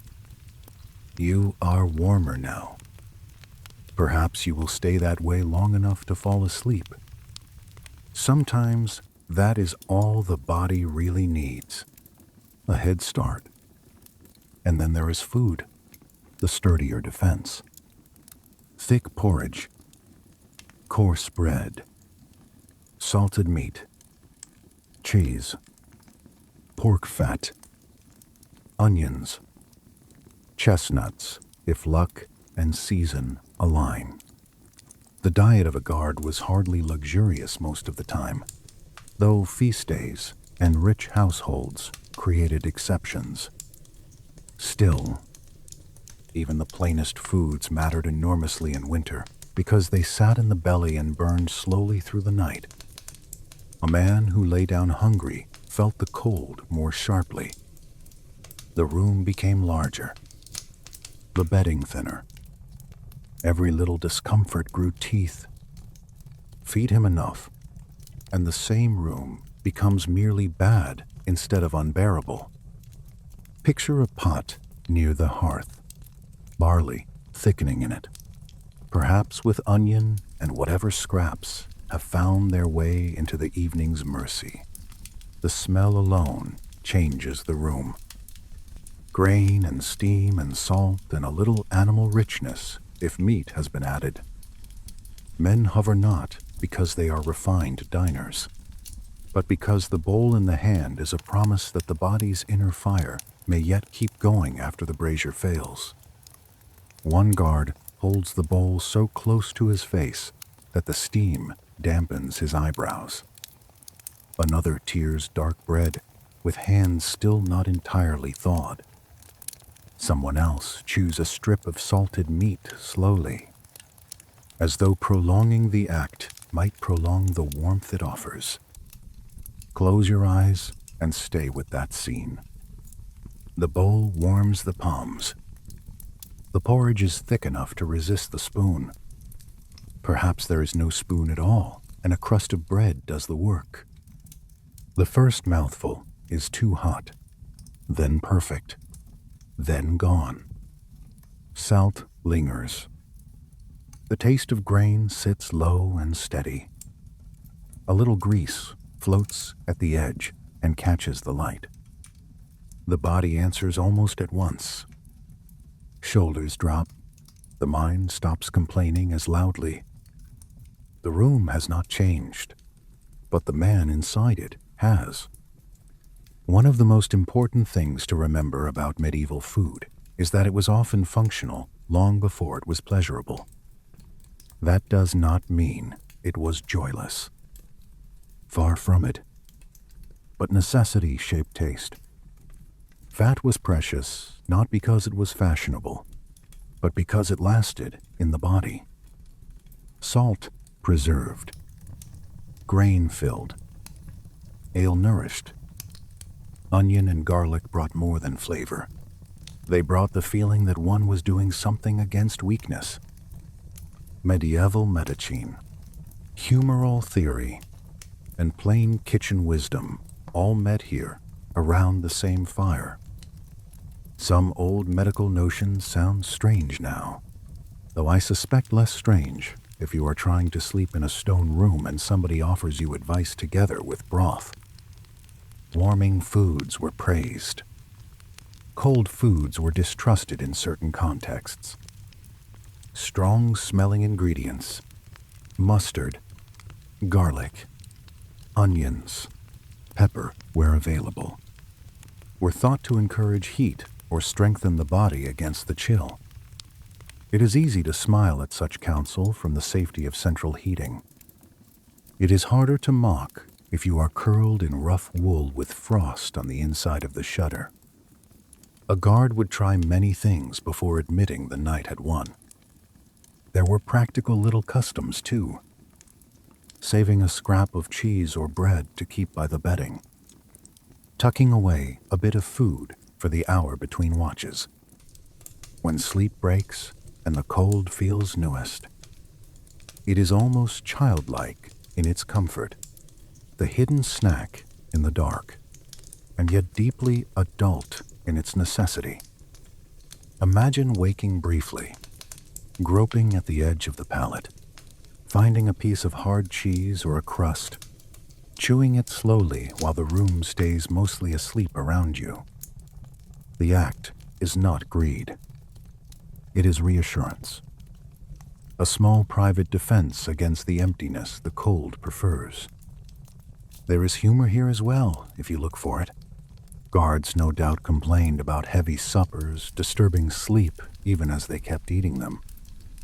A man with too much ale in him may snore worse. A man with too much pork may dream more vividly than he would choose. One can imagine the chamber the next morning full of accusations. You kicked me all night. You took too much of the blanket. You smell like onions, strong enough to strip paint from the chapel door. History, blessedly, is never too grand for this kind of nonsense. Still, beneath the teasing, there is real bodily knowledge. A warm drink before sleep. A heavy bowl, if possible. Something fatty. Something starchy. Something hot. Medieval guards were not reading nutritional science. They were reading their own survival in the simplest available script. Eat, and the night softens. Do not eat, and the stone seems closer. There are regional and social differences, of course. A well-provisioned castle might offer better rations than a poor one. Wealthier households could provide meat more often, better ale, perhaps even spiced wine on fortunate nights. Leaner garrisons might live closer to bread, pottage, and whatever could be stored or scavenged. During siege or shortage, all these comforts shrank quickly. But in the ordinary winter rhythm of a functioning household, the connection between supper and sleep would have been obvious to everyone. The sensory memory of food lingers longer than one expects. Salt on the lips, onion in the beard, ale on the breath, the sweet, heavy trace of mead at the back of the throat, smoke from the hearth in the cloth. You lie down carrying those things with you, and they become part of the night's atmosphere. Even the body heat they help generate seems scented. A man warmed by porridge and ale smells different from a man who has gone to bed empty. And then there is the more explicitly medicinal side of the old world. Oil or fat rubbed on skin. Goose grease on feet. Herbs hung nearby. Advice to keep the head covered, the chest protected, the air entering the lungs less cruel if it could be managed. Some of this was medical theory, some folk wisdom, some pure desperation dressed up as remedy. Yet I would be careful before laughing too hard. People without modern medicine often become acute observers of practical comfort. If rubbing grease on the feet before pulling on hose made the night even slightly more tolerable, someone was going to remember it. Imagine a guard near the edge of the brazier light, bent over his boots, massaging a little fat into the skin of his feet or hands before drawing on wool. The smell is strong, animal, kitchen-like, almost absurd in a military room. And yet no one mocks him much, because no one enjoys numb toes. Another man ties up a little bundle of herbs, perhaps rosemary or sage if available, and hangs it near the bedding or tucks it under the cloak, more for comfort than cure. The room becomes a confusion of odors. Smoke, ale, vol, grease, onion, hemp, not elegant, very alive.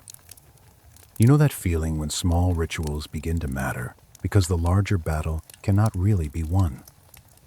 That is what all of this is. Not victory over winter, a series of domestic gestures against it.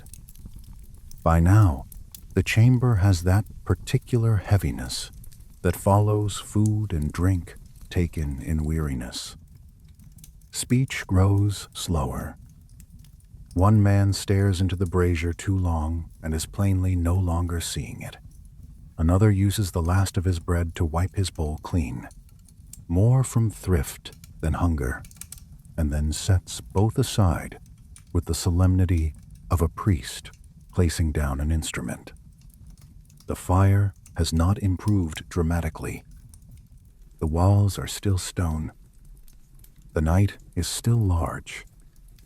But the men are fuller, softer, better defended from within.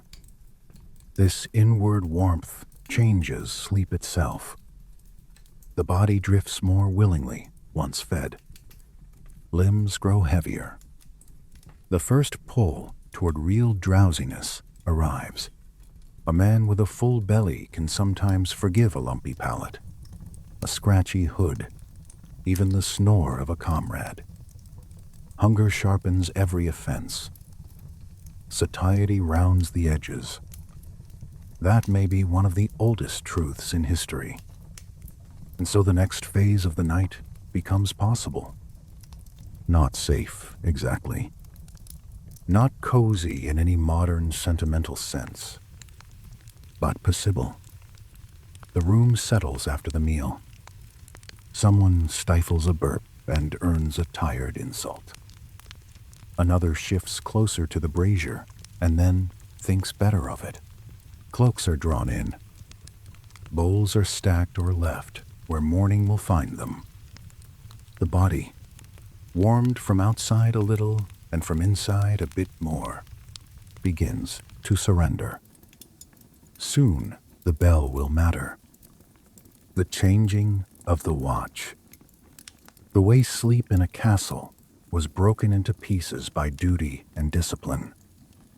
Soon the room will be ruled not by straw or ale or embers, but by time, by horns, by footsteps on stairs, by the hard logic that no one could lie still until dawn. But for this brief stretch, after food and drink, before the next call, the men hold something close to peace.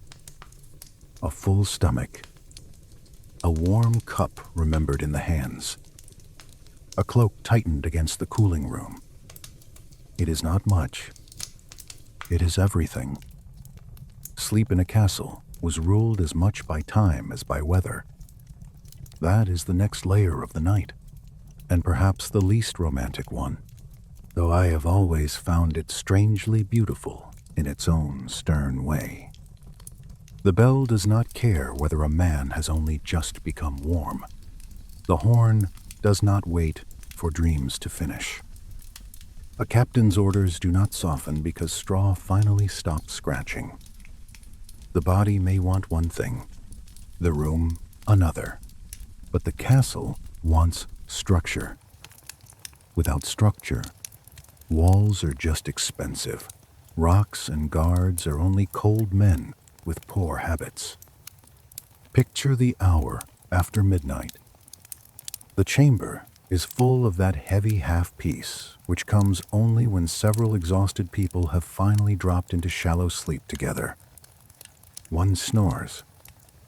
Another mutters. A dog shifts and sighs like an old soldier disappointed in the world. The brazier is lower than before, the coals mostly hiding their strength under a skin of ash. Outside, frost is gathering at the edges of stone and timber. Inside, time is gathering too. Then the bell sounds. In a monastery, the bell divides prayer. In a castle, it divides responsibility. Watch change. Gate check. Patrol. Kitchen rising. Stable business. Alarm. The sound carries along corridors and down courtyards. Slips under doors. Climbs stairs. And does not particularly care whether it wakes a child, a servant, a guard, or a lord. That democratic cruelty is one reason bells lasted so long. They are efficient, but they are also impossible to ignore. A guard hauled from sleep by sound wakes differently from one who rises naturally. His first sensation is not thought. It is resistance. The blanket is warmer than the room. The body knows this before the mind remembers duty. He blinks into the dimness, sits up too quickly, and for one ugly moment, the cold takes the opportunity to rush in from every direction at once. Under the cloak, there had been one small weather. outside it, the kingdom of stone resumes. You can almost chart the process by habit. Sit. Swear softly. Find boots. Pull hood forward. Rub hands hard enough to make the skin answer. Check where the weapon is. Listen for the second bell or the voice in the corridor. Rise.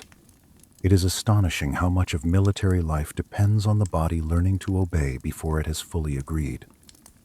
Broken sleep like this was not incidental. It was built into the night. One watch, then another. Short spans of rest. Interruption. Return to the wall.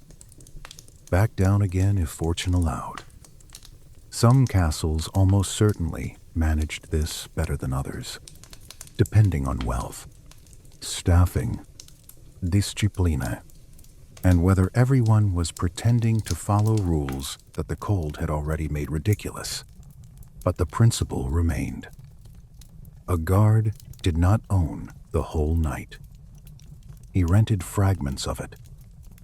That fact shaped the mind as much as the flesh. A person who sleeps in pieces begins to live in pieces too. Thought becomes practical, clipped, immediate. You stop imagining a full night's rest, the way a hungry man eventually stops imagining a banquet and begins valuing crusts. Just one stretch of warmth. One good hour. One change of watch where the wind is less cruel. One chamber better than the last. The castle trains expectation downward until endurance starts to look like luxury. I have always found it strange that we admire medieval fortitude without imagining the exhaustion that built it. A guard walking a wall before dawn is not an icon. He is a tired man in bad light, trying not to hate everything. That is what makes him interesting. There is also the matter of hierarchy, because castles never forget who matters more.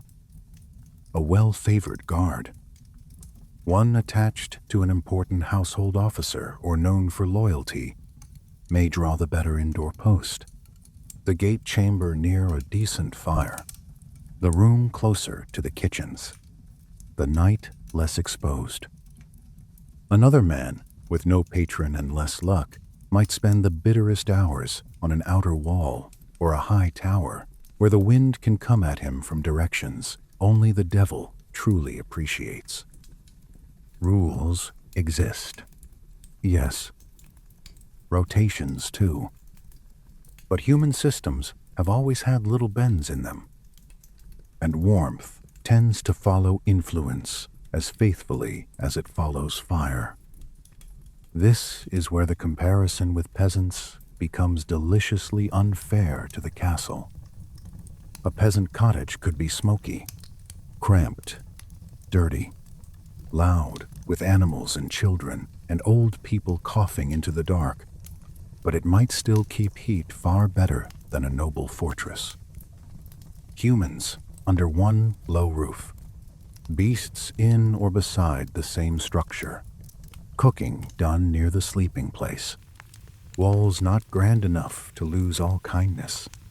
Meanwhile, the proud castle, with all its military posture, might leave a loyal guard cursing his own breath in a tower room designed by somebody who had never tried to nap in January.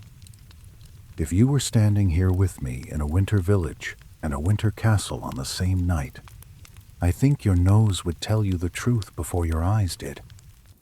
The cottage would smell stronger and live warmer. The castle would look nobler and sleep colder.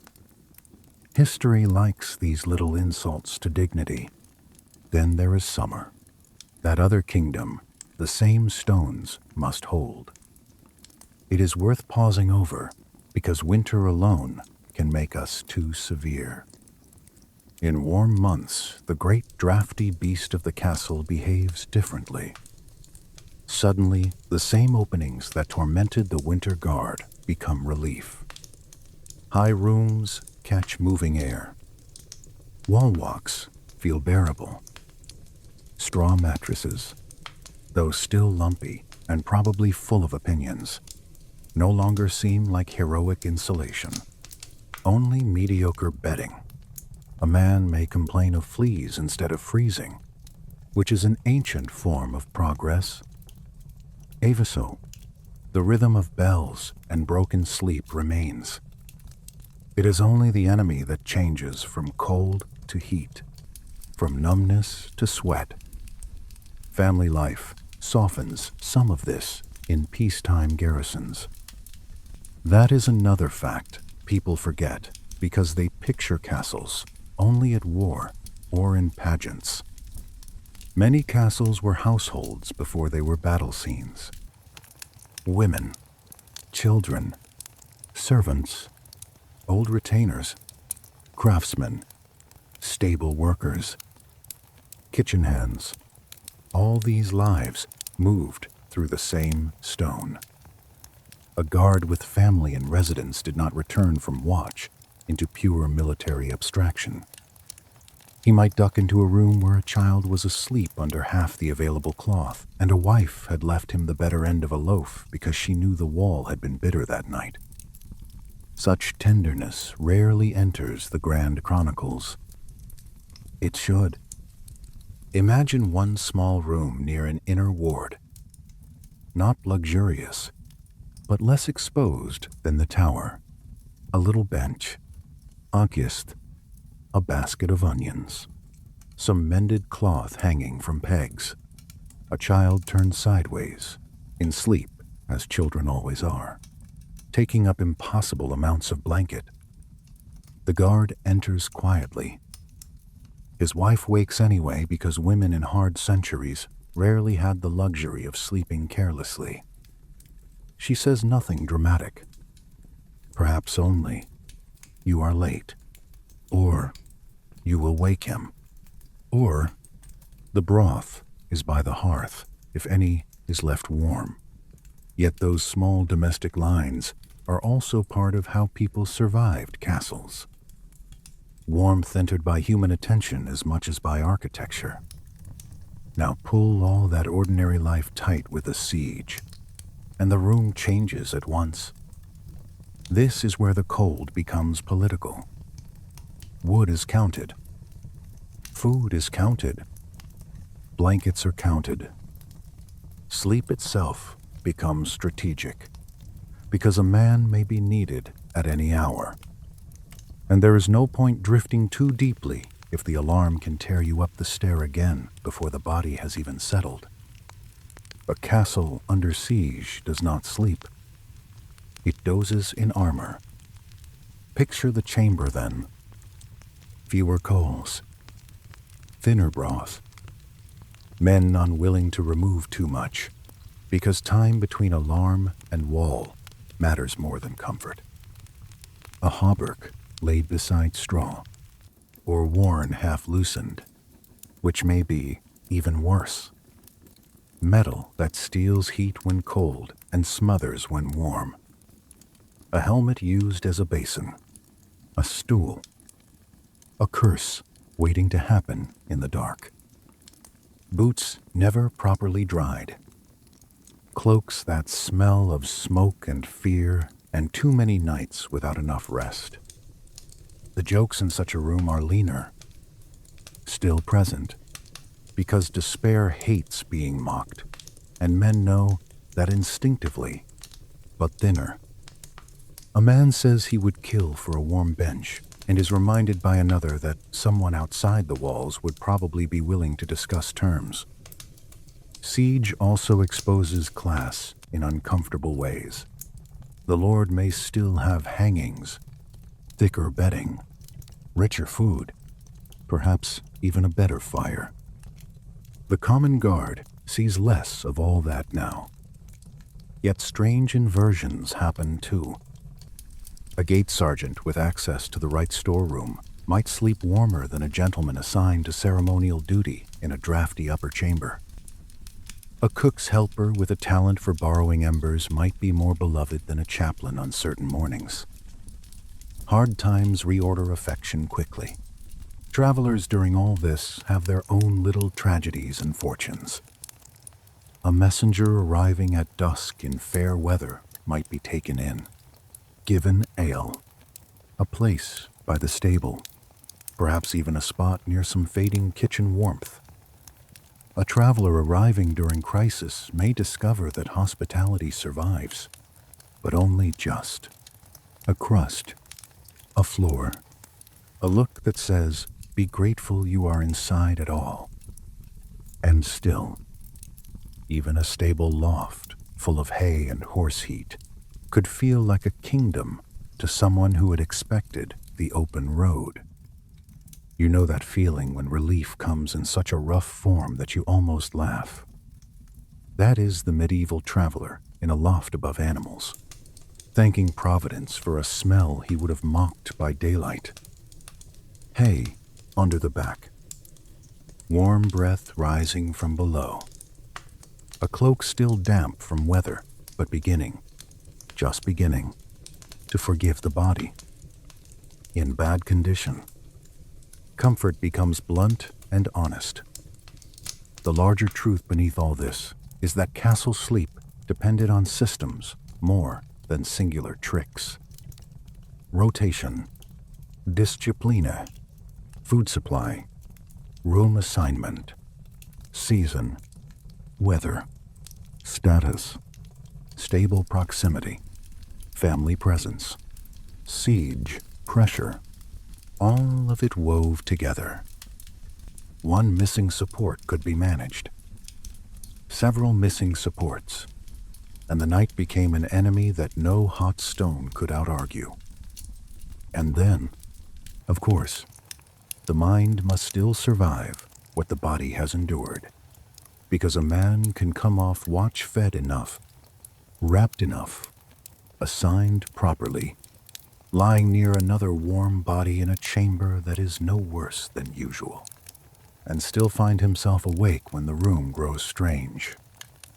The imagination enters at the point where the practical solutions end. Frost on the blanket edge, a shape in the corner. A story heard 3 nights ago about a dead captain who walks the wall when the wind changes. That is where the final part of the story waits. In the hours when sleep meets superstition and the castle becomes not just cold, but eerie. The cold does odd things to the mind. That is the last truth of the castle night, and perhaps the most intimate one. A man who is merely uncomfortable thinks ordinary thoughts. A man who is very cold, very tired, and only half asleep begins to notice the room in a different register. The draft under the door is no longer simply air. It becomes a presence. The settling of beams overhead sounds less like wood doing what wood always does, and more like someone patient shifting his weight. Breath in the darkness can look like spirit for one stupid, startled moment. And in that moment, all the saint stories, ghost tales, old warnings, and chapel whispers stored in the back of the mind begin stepping quietly forward. Medieval people did not need ruined abbeys and moonlit graveyards to feel haunted. A tower room would do perfectly well. A long corridor between guard chambers. A stairwell where torchlight never quite reaches the bend. A hall after the fire has died down enough that only the outline of trestles and benches remains. The castle itself invited these thoughts because it was full of pockets, shadows, echoes, and histories. Stone keeps stories, whether anyone wants it to or not. Imagine the chamber after the brazier has gone mostly black. The men are asleep or close to it. The dog twitches once at some private animal dream. Outside, the wind has changed, and now enters the slit window in a gentler but more persistent thread. The room is colder than it was an hour ago. A guard wakes because his face has slipped free of the cloak and the air on his cheek feels almost wet with chill. He opens his eyes and sees, for half a second, something white hanging above him. It is only his own breath caught in moonlight, but the body reacts before reason arrives. Hard fast, hand moving, a quick little prayer already in the mouth. I have always thought that tiny gap between fear and explanation is where much of old superstition lived. Not in grand credulity, but in worn-out bodies meeting dark rooms. There were stories everywhere. Ladies in corridors. Dead lords by chapel doors. Soldiers heard on walls long after burial. Black dogs. Pale women. Saints appearing to the devout, and something less kind appearing to everyone else. A garrison could carry rumors the way straw carries dust. Lightly, thoroughly, almost without noticing. One man tells a tale to make another laugh at supper.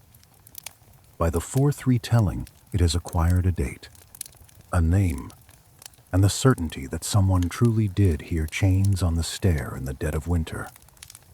Then the room goes dark, and what was funny at the table becomes negotiable in bed. Frost itself played tricks. A crust of white at the edge of a shutter, a line of ice grown inside a poorly covered slit, the damp on wool hardening just enough to feel wrong when a sleepy hand brushes it. To a modern mind, these are material details. To a medieval one, they could be material details and signs at the same time. Meaning clung easily in cold centuries. If the weather killed often enough, why should it not also speak? Dreams made all this worse, or better, depending on your taste. Broken sleep, poor bedding, heavy food, too much ale, not enough fire, fear of missing the bell, stories heard at dusk. All of it entered the dream world with an enthusiasm that must have been exhausting. A guard might drift off thinking of broth and, hey there, tonight we are stepping into a cold so steady, so patient, that it could feel less like weather and more like an enemy waiting in the stones. A man climbs a spiral stair with a torch guttering below him. Another man comes down rubbing life back into his hands. And between them passes a warning that is simple enough to be believed. Keep moving, or the cold will eat you alive. That is the first truth of the castle at night. Not banners, not glory, not the noble romance people like to drape over old walls, but numb fingers, hard strav, frost in the breath, and a chamber so drafty that sleep itself becomes a kind of gamble. If you enjoy these slow walks into the stranger corners of history, like the video, subscribe and stay with me. Then let the room grow dimmer. Let your shoulders sink. Let the day loosen its grip a little while we follow a guard into the long medieval dark. You are standing at the base of a tower in winter. The courtyard behind you has gone mostly quiet, though not entirely. A horse shifts somewhere below an overhang. A dog barks once, then gives up on the effort. The kitchens have banked their fires, but a ghost of supper still lingers in the air.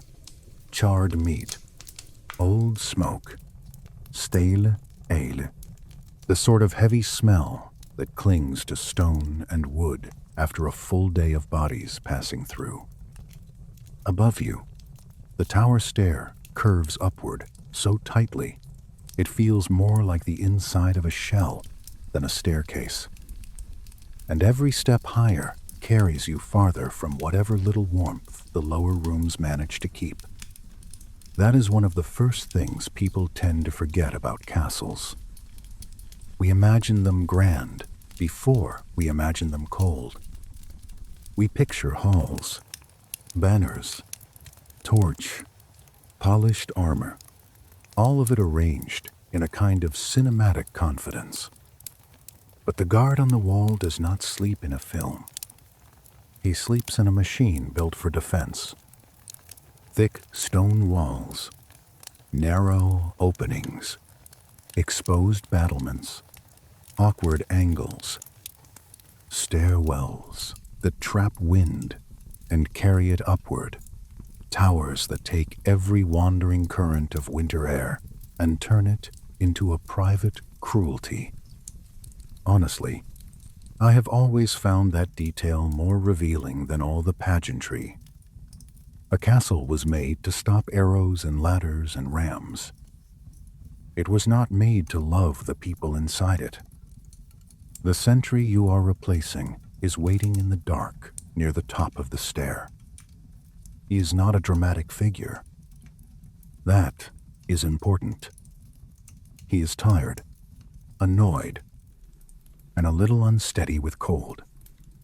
He rubs his forearms through his sleeves the moment he sees you, as if even the sight of relief gives his body permission to complain.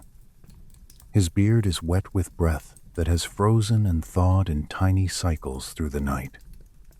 He leans close enough for you to smell damp wool, stale sweat, and a trace of smoke caught in his cloak, then mutters the one bit of wisdom he thinks matters most. Keep moving, or the cold will eat you alive. It is a wonderfully medieval sentence, practical, grim, and just a little poetic without meaning to be. You step into his place, and the castle changes around you. Or perhaps you are simply noticing it properly for the first time. The wall walk is not silent.